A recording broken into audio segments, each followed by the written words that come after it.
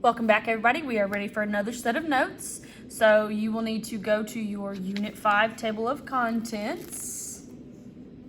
And it looks like we are ready for page 47. And the title of this page is going to be Factoring. And we're going to start with the GCF. So for the next couple of lessons, we're going to focus on factoring. So the first factoring lesson that I've got to teach you is GCF, which stands for greatest common factor. So once you get that written down, you would have been given a sheet of paper that looks like this. It was probably already cut in half, but if not, just cut it in half. So you need to take this and tape it down on page 47. So go ahead, pause this video and get that done.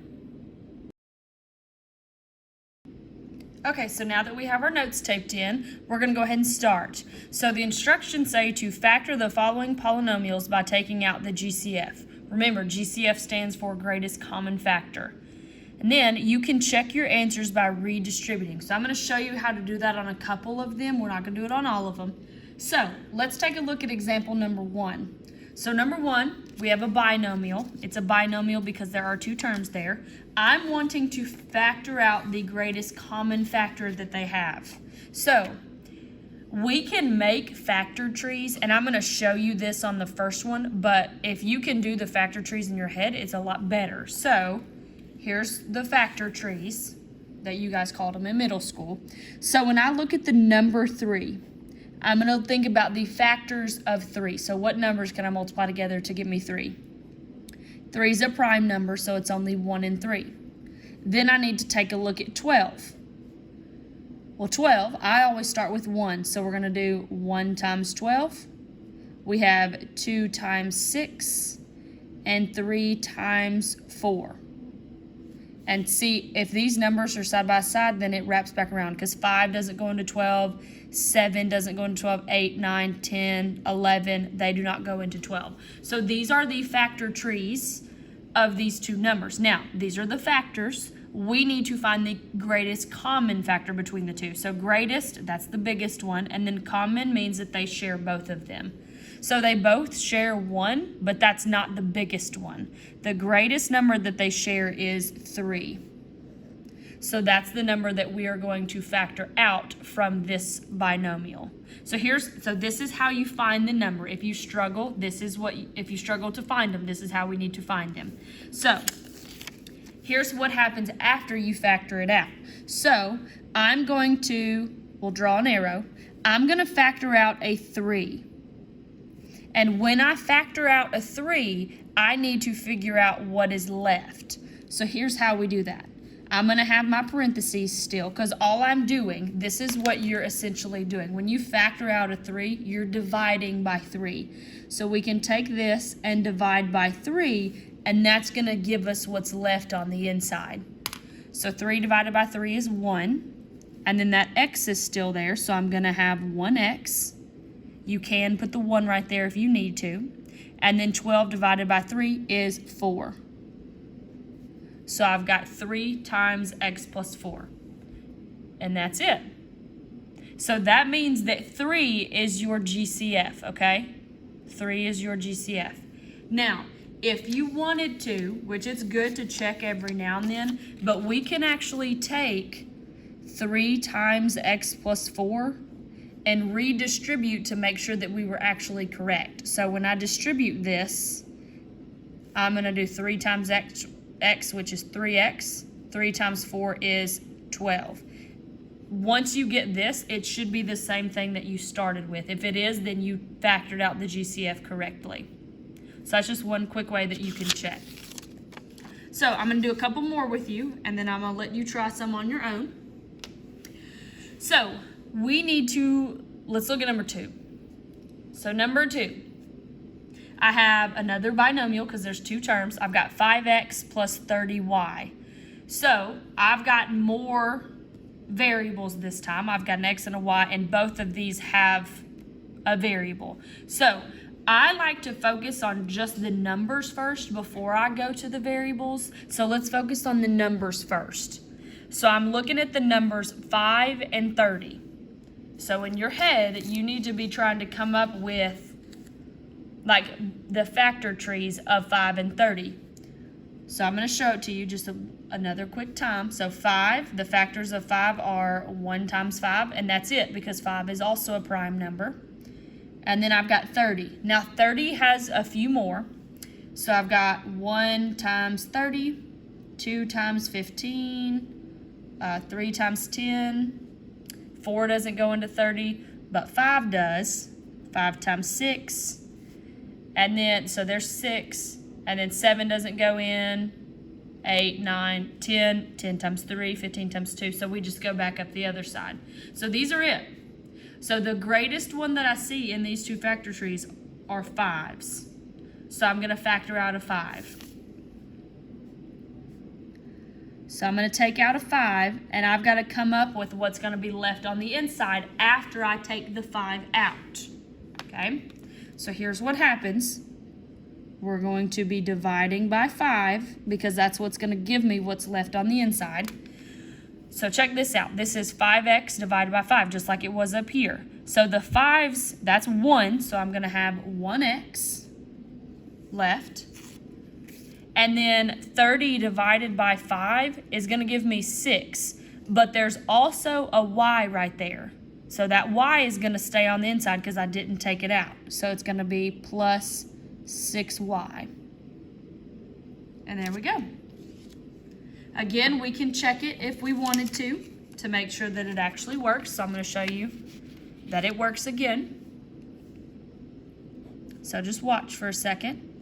So I'm going to write what we said. So 5 times x plus 6y. If I distribute this 5, I just need to make sure that I end up with what we originally started with. So that's going to be 5x.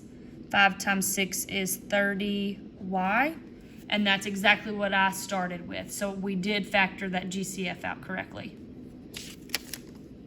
Okay. I'm going to try number 3 with you, and then I'm going to let you try 4. So let's look at number 3. So when I look at 3, because we're going to try to do this without me writing out the factor trees this time. So when I first look at this one, number 3, it's a binomial. It's got 2 terms in it.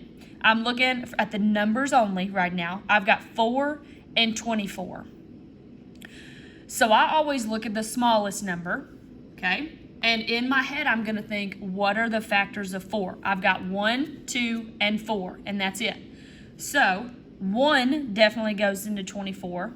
2 will go into 24 because those are both even numbers. So now I need to check 4. So 4 will definitely go into 4, and 4 will also go into 24. So 4 is going to be my greatest common factor on this one. So here's what we need to do.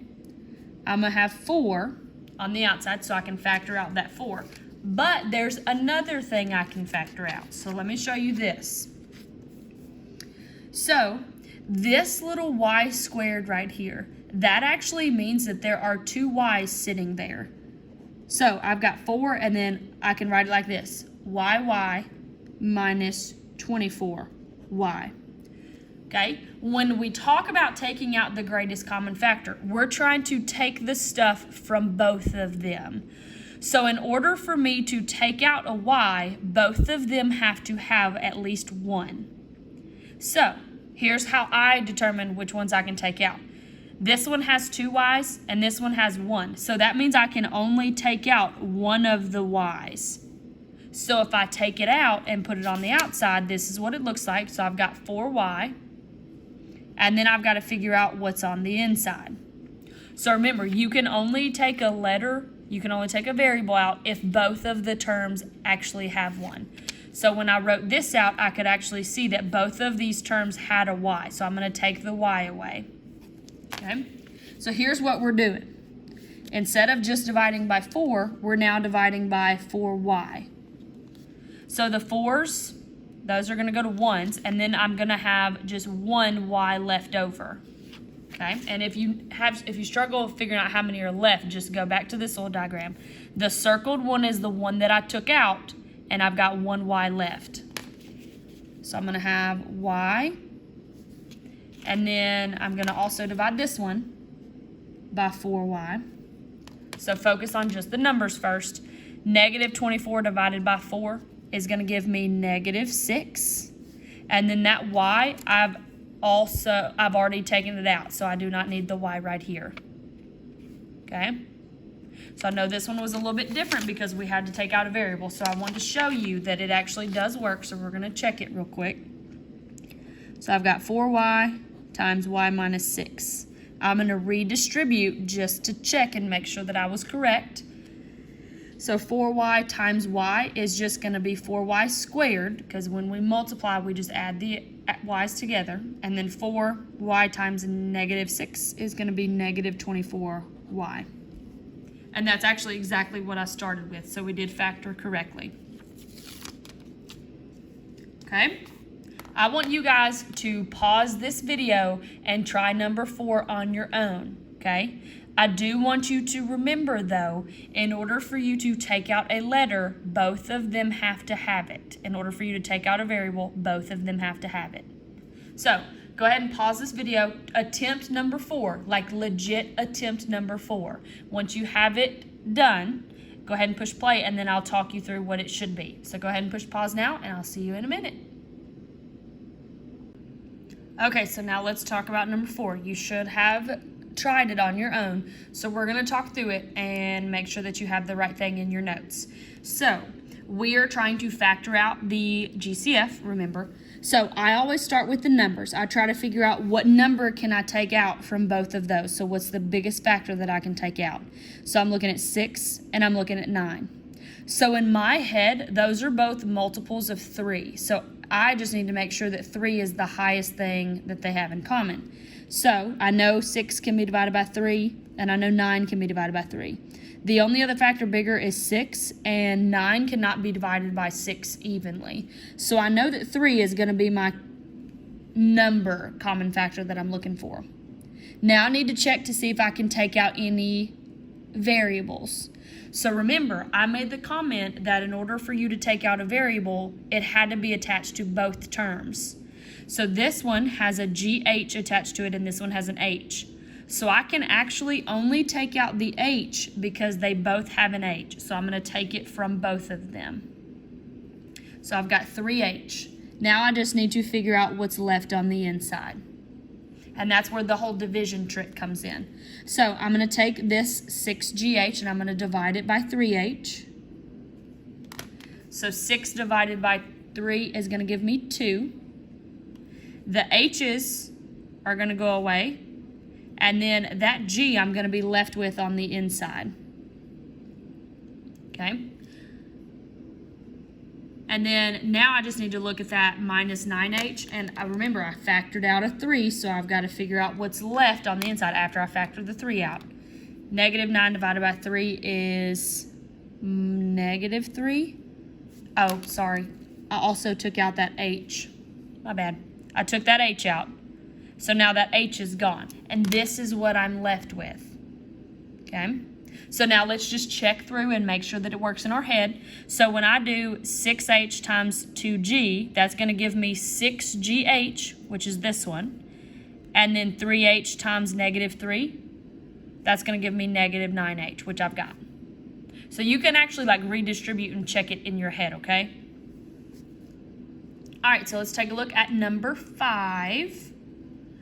So number 5, we switched to trinomials. They look a little bit more intimidating, but they actually work exactly the same. So trinomial just means we're looking at 3 terms instead of 2. So I'm looking at 3 terms. I see, like when I first look at this, I notice that all of those are even numbers. 6, 14, and 10 are all even numbers. So I know for a fact that 2 will go into all of them. We just got to check and make sure that that's the biggest one, okay? And then I noticed that some of them have Y's. We got several Y's across there. So let's focus on just the numbers first, and then we'll talk about how many Y's we can take out. So I'm going to draw my little arrow again. So we have 6, 14, and 10, okay? You always take the smallest number, which is 6. We're going to write out the factors of 6. If you can find them in your head, that's great, but I just want to have them written out. So we've got 1 times 6 and 2 times 3. That's it. That's all I can do. So now, when I look at this, Of course, 6 is going to be, these are all the factors of 6. So all these numbers will for sure go into there. 14. The biggest number here that will go into 14 is 2, because 6 and 3 don't go into 14. Okay, now let's check 10. The biggest number here that will go into 10 is also 2, because 3 and 6 do not go into 10. So 2 is going to be our greatest common factor across all of them, which, that's the little trick that I talked about at the beginning. All of these were even numbers, so I knew 2 would go into it. So we can go ahead and write that we're going to take a 2 out. Now let's talk about the variables.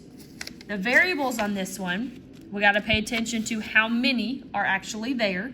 So this one has 4 y's to it. That 14 has 3 y's, and then that minus 10 has 2 of them. So this is what it looks like all written out. Like if we were to take the exponents away, this is what it is. This is what it looks like all written out. Now, when we take out variables, every term has to have it, okay? So let's look at this. I'm not going to be able to take out 4 y's because these two don't have 4. I can't take out 3 of them because this one doesn't have 3. But I can take out 2 y's because if I take out 2 y's, this is what happens. These are the 2 that I'm taking out, okay? I'm just going to circle the ones that I'm taking out. The circled ones, remember, are the ones I'm taking out. The ones that aren't circled are the ones that were left on the inside. That's how you deal with taking out variables, okay? So it looks like I can take out 2 y's, so that's going to look like y squared. So I'm going to take out 2 y's. And now I just need to come up with the stuff that's going to be left on the inside. So, again, we can do our little trick. This is 2y squared. So let's just focus on the numbers for now. So we have 6 divided by 2. That's going to give me 3. And then we got to talk about how many y's were left in there. So if we look back at this little diagram that I've got, I took out 2, which left 2 on the inside. Okay? And you can also, if you're going to do this trick, it's just going to be 4 minus 2, and that's going to leave you with 2. Okay? So I've got divided by 2y squared. 14 divided by 2 is going to give me 7. And then, again, we got to think about if I took out 2 y's to begin with, there's only one of them left. There's only one of them left in there. And then for that last one, we just have negative 10 divided by 2. That's going to be minus 5. And then the 2 y's that were there, I took them out. So that 10, the y's are gone because I took them out. And there you go. Okay? So it wasn't bad. I know it looked more intimidating, but the process is still the same about finding out which factor I can actually take out. And then if I wanted to check, we'll focus on the numbers for now. 2 times 3 gives me 6. 2 times 7 gives me that 14. 2 times negative 5 gives me that negative 10. And then about the y's, you can add those and it'll give you this one. So y squared and y squared will give me y to the 4th. Y squared and 1y is 3. And then y squared is the 2 that we see right there. All right, so we only have one more. And it's number 6. So take a look at number 6. So number 6, again, another trinomial. There are 3 terms, but the process works the same. So when I look at this, I'm going to tell you what goes on in my brain when I look at this. I look at 35a squared minus 20ab squared plus 15a. I always focus on numbers first, so I'm looking at 35, 20, and 15. In my head, those are all multiples of 5. So that's probably going to be my greatest common factor. I just need to double check it. And you can do it in your head or write it on a Post-it note, whichever one. So I'm going to look at 15 because that's my smallest number. You always need to look at the smallest number. We just need to write the factors of 15. So I've got 1 times 15 and 3 times 5. 15 doesn't have very many factors. So now I just need to check. 15 doesn't go into 20 or 35, so I can't use 15. So the next highest one would be 5, and we already know that these are all multiples of 5, and that's going to be my greatest common factor for the number part. Okay? So I can take out a 5. Now I need to check out the letters, okay? And this time we have A and B, so we got to pay attention to what we actually got. So here's what the letters look like written out. So if we take the exponents away, this is what it looks like. So we've got 35 AA, because we've got A squared, minus 20 A, and then we got a B squared, so that's BB, and then 15A. So remember that we are only focusing on the letters, and in order for you to take out a variable, it has to be attached to every term. So when I look at this, I'm not going to be able to take out those B's because these terms right here don't have B's. So that B squared is going to stay in the middle inside those parentheses. But if I look at the A's, every one of these terms have at least one A. Here's one of there it is right there, and then this one right here. These are the A's that I'm going to be able to factor out. So I'm going to also take out an A. So now, again, we got to figure out what's left on the inside after we factor out that 5A. Okay, so I'm going to hold on to this so I can show it to you. So I'm going to do my little trick. 35 divided by 5 is going to give me 7 to start with. Now I got to figure out how many A's are left. There were 2 to start, and I took one of them out, which means that there is still 1 in there. And you can look at this just to double check. There were 2. I circled the one I took out, so that left 1. Next is the minus 20. So this negative 20 divided by 5 is going to give me negative 4. So there were AB squared, and I took the A out, which means that I'm only going to have that B squared there. And then for that 15A, I'm dividing that by 5A. So 15 divided by 5 is 3. And then I took that A out. So I don't have to worry about putting that A in there because I took it out already. And there you go. And you can't, remember, you can always check yourself. So if you feel kind of on edge that it may not be right, just kind of go through it mentally and check it. Check the numbers first. So 5 times 7 is 35. 5 times negative 4 is negative 20. And 5 times 3 is 15. And then you can go through there and check the variables. So there's A and A makes A squared. B squared makes AB squared. And then there's the A for the 15. Okay? Good job today. I know this was slightly new. You guys have done factors, but you've never factored out numbers and variables. So you guys did an awesome job today. I do have a practice assignment for you to do, so be looking for that. But other than that, I'll see you next time.